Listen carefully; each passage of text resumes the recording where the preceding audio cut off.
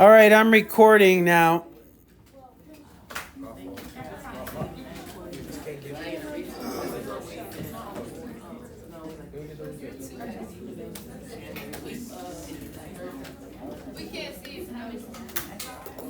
What? Do not half the class ain't listening anyway, so it doesn't matter.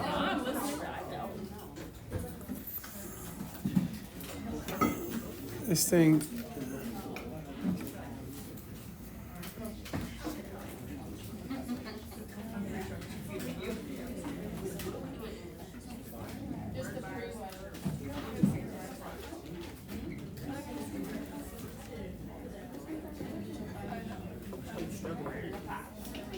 This thing, every other class it resets.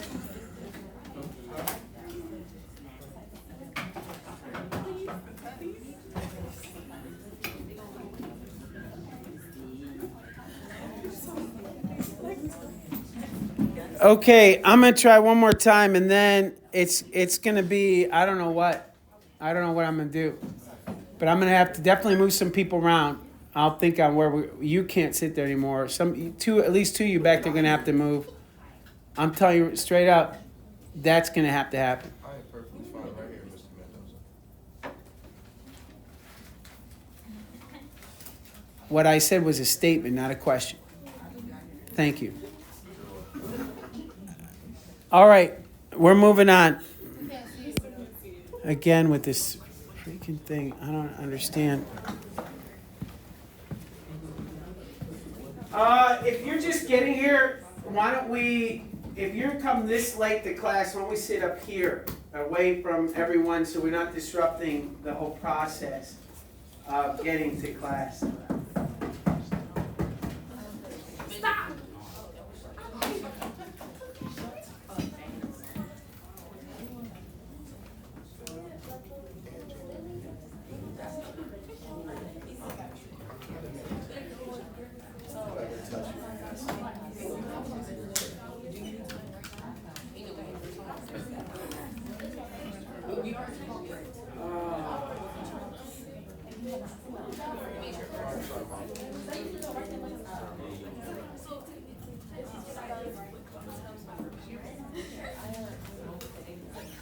Think that should do it? I hope that does it. Now I don't have to call the text in. All right. One more time. I got to go quick. If I ask you to leave, just go, okay? Don't argue with me. Thank you. So when we're talking about biomolecules, you have to think about the word molecule. And a molecule, by its definition, means that an atom, A and B, these are not elements, A and B are sharing electrons. They're sharing electrons. As soon as they share electrons, they're forming what's called a covalent bond. That's what covalent means. An ionic compound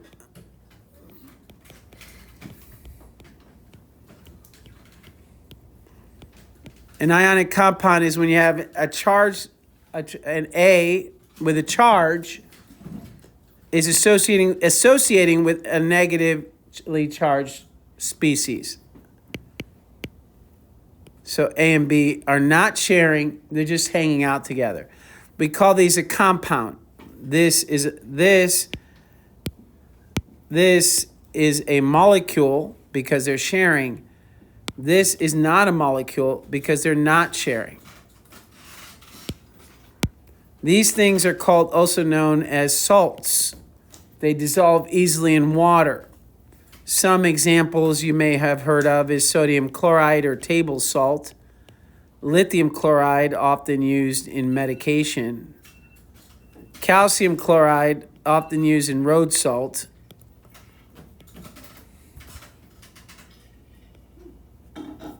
etc. Calcium has 2 pluses, so you need two chlorides to balance out the negative charge. There's a lot of interesting things about ionic compounds. The key is that in water, once you put them in water, they become ionized and they go into solution. They become Na+, plus and Cl minus, they dissolve. You don't see them anymore. Covalent molecules can also dissolve in water. Water has this really great tendency to dissolve both polar and nonpolar materials, so it's a very interesting substance. Water is very useful. Biomolecules are known as macromolecules.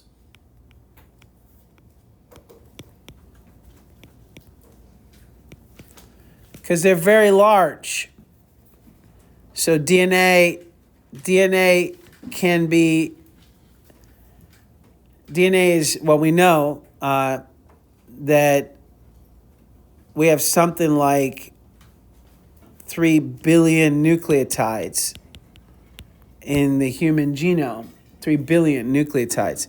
And we know that each nucleotide is this ribose, or deoxyribose in this case, deoxyribose with this crazy either one or double ringed structure hanging out with a phosphate connected one to the next in a big long chain.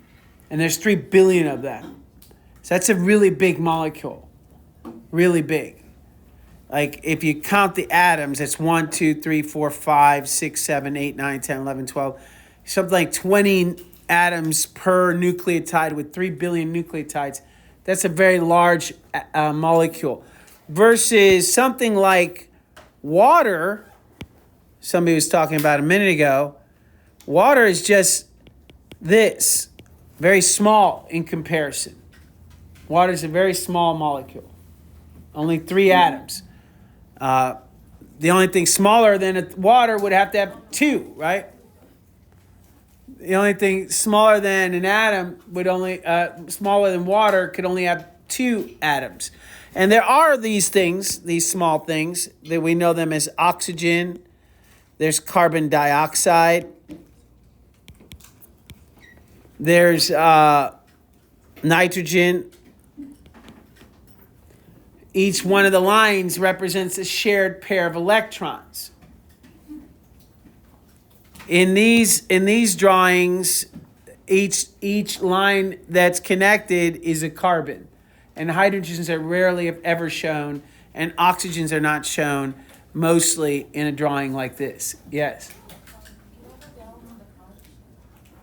This is your one for this quarter. If that's what the one you want to go to, you may.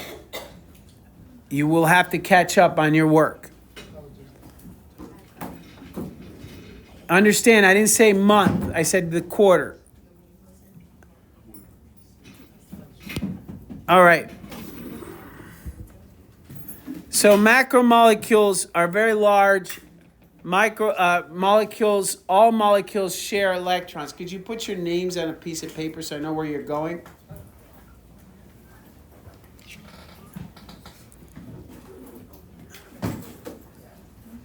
Just pull out a sheet of paper and write your first and last names. Everybody who's going, just put on that sheet, that one sheet. All right, so a macromolecule is made of many atoms, and they're all covalently bonded. The word covalent means sharing. There's 2 kinds of covalent bonds. There's a nonpolar, which means they share evenly. An example of that would be oxygen. They're both the same. If the 2 atoms are the same and they're sharing electrons, then they're nonpolar. We can talk about electronegativity. If you've taken AP chemistry or regular chemistry, you may have heard of electronegativity. But the larger the electronegativity, the more they pull on electrons, and the bigger the difference between the 2 electronegativities, the more likely they're going to be polar.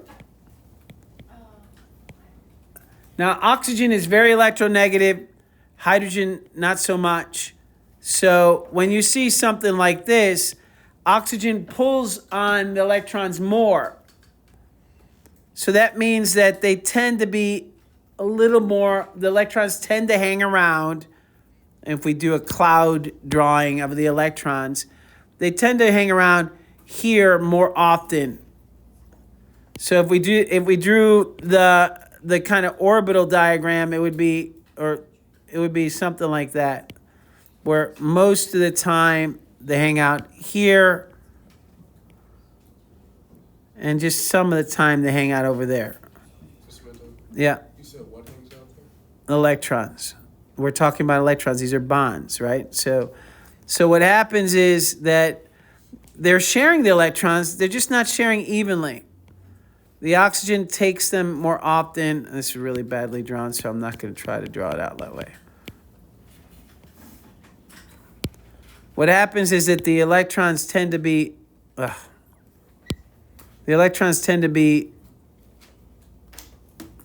out here a little more.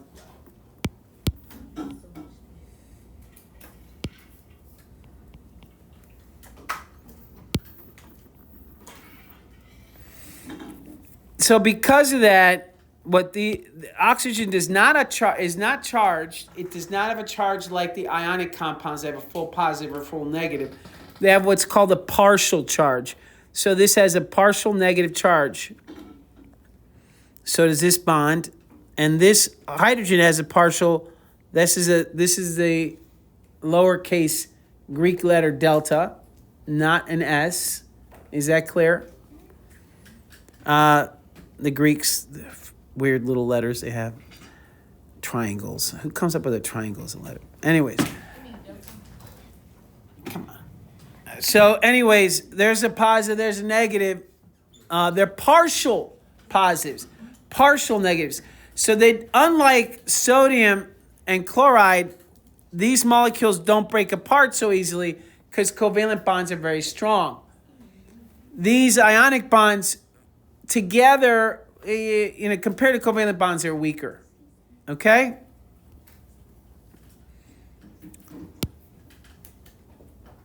Now, when we look at polar, nonpolar, when we look at how they interact with each other, how do molecules interact with each other? So, you've heard of this concept of interstate. What does an interstate do? It connects what? States. So it's a connection between states. Where intrastate would be what? What? Inside the state, correct. So here, what we've been talking about here are intramolecular bonds. Bonds that hold the molecule together. Intra. So this is within the molecule, intra. But when we talk about intermolecular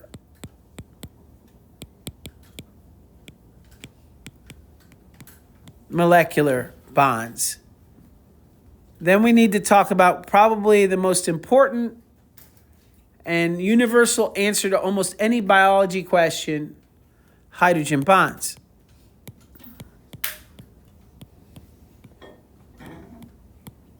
Hydrogen bonds are just the attraction between these partial charges on molecules. Now, the easiest one to see is between water molecules. If you look at these partial positives and partial negatives, if you have two of these, again, partial positive, partial negative.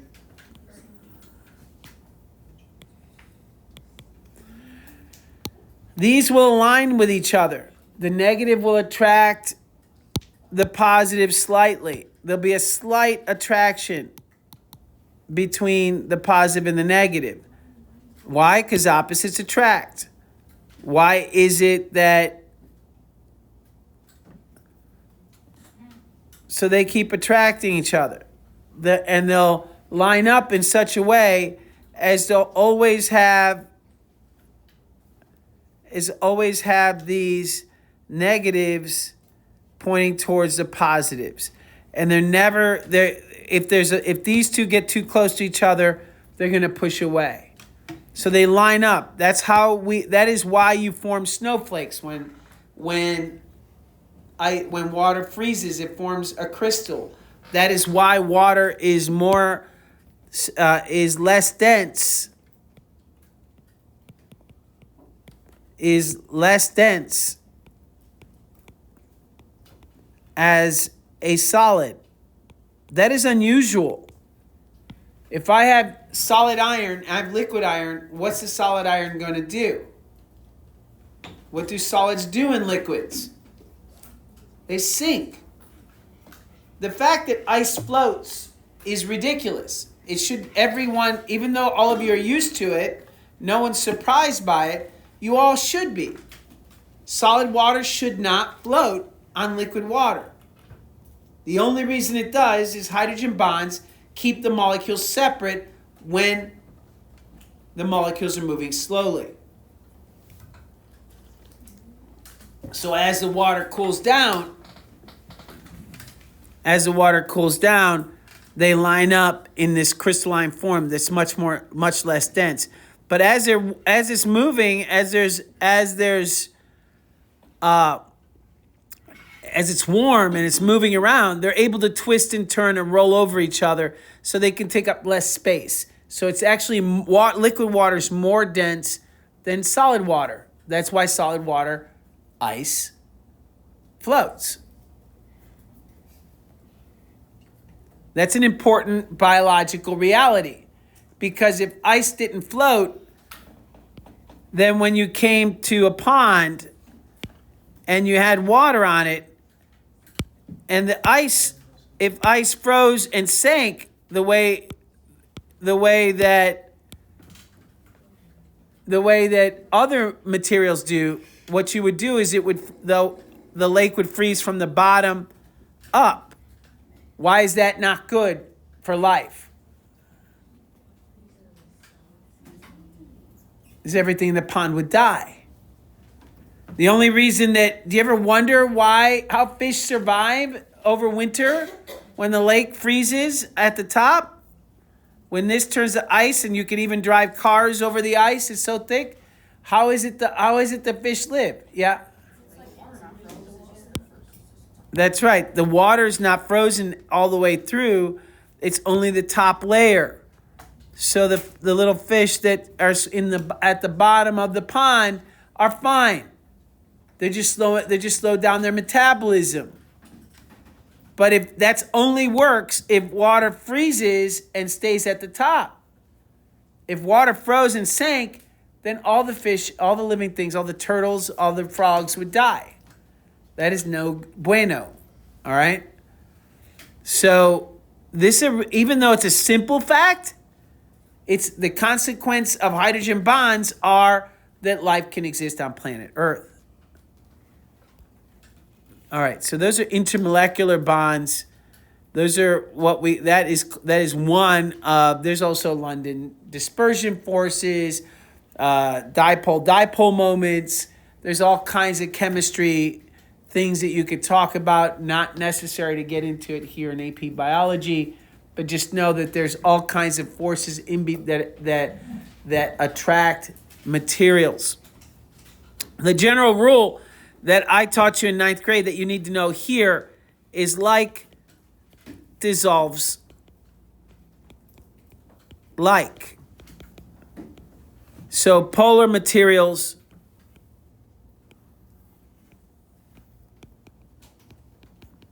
dissolve polar materials. So, or I should say polar / ionic.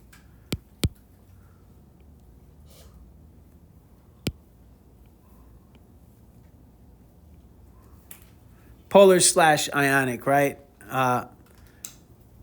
Polar materials also, so these things have charges or part charges. So polar / ionic, a polar material can dissolve an ionic material. That's why salt dissolves in water so easily. Sugar dissolves in water so easily. Why? Because they're polar or ionic, and water is polar. No problem. Water has the ability, because it's small, it has the ability to dissolve nonpolar materials just a little bit, but mostly it does not dissolve nonpolar materials well. So like dissolves like, that also means nonpolar materials dissolve nonpolar materials.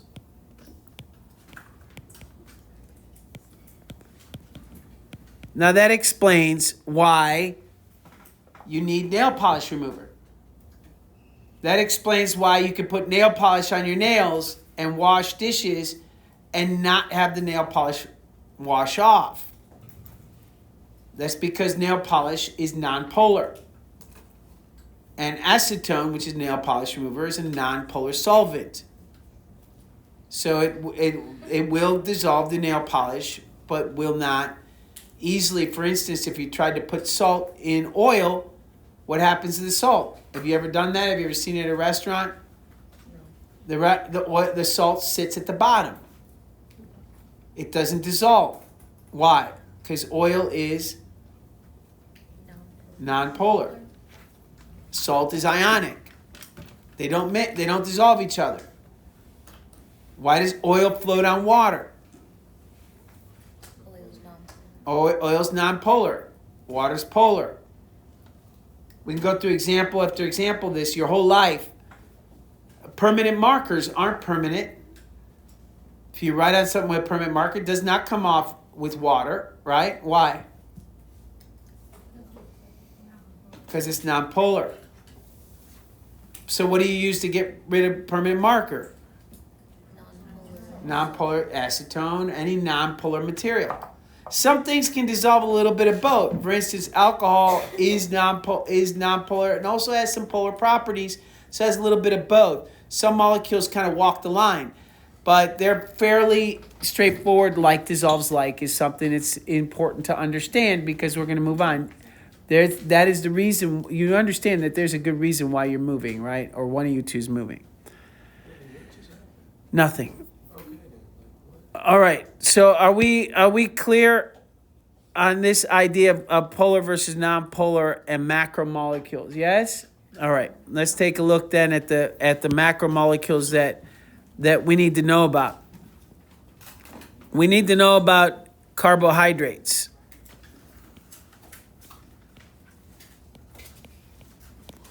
Carbohydrates are made of mostly, I'm going to put this here, there are exceptions to everything, but mostly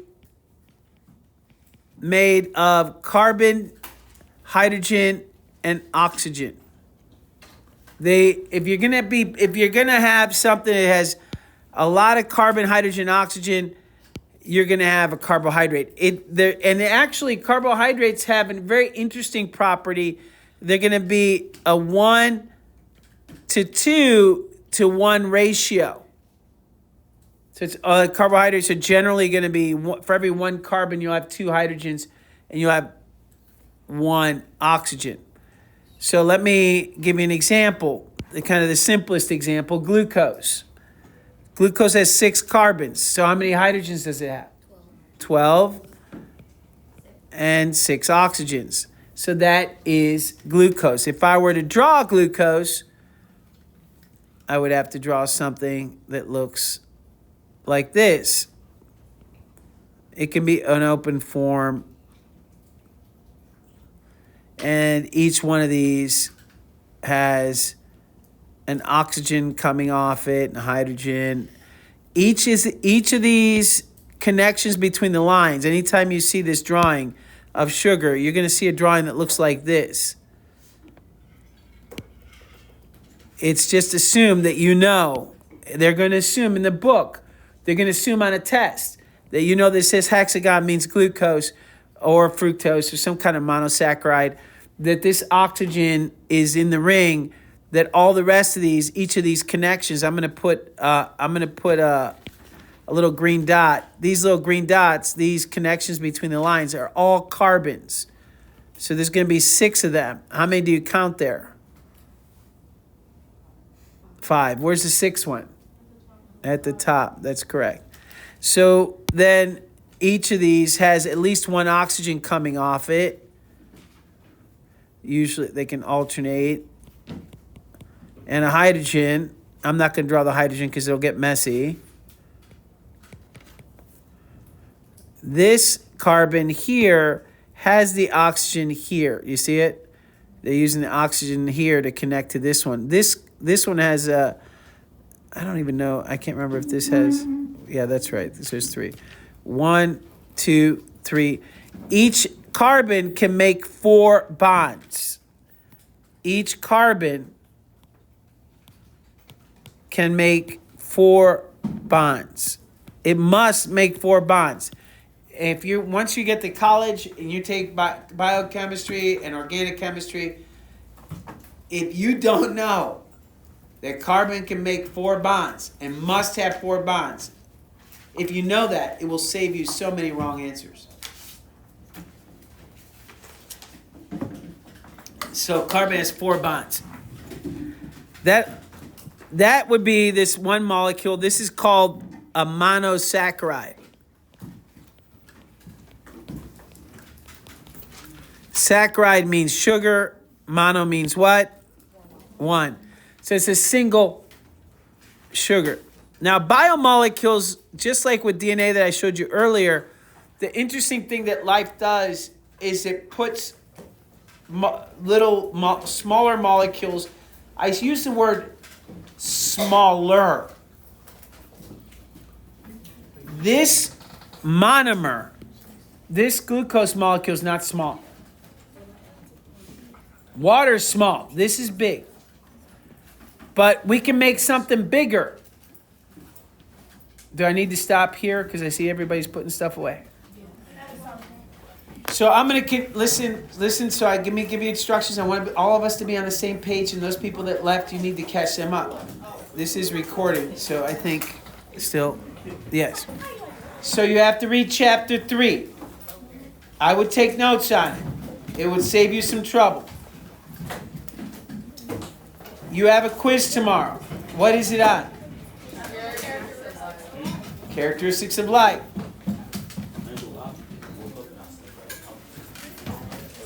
You have these notes I'll post right after you leave. We will continue them tomorrow.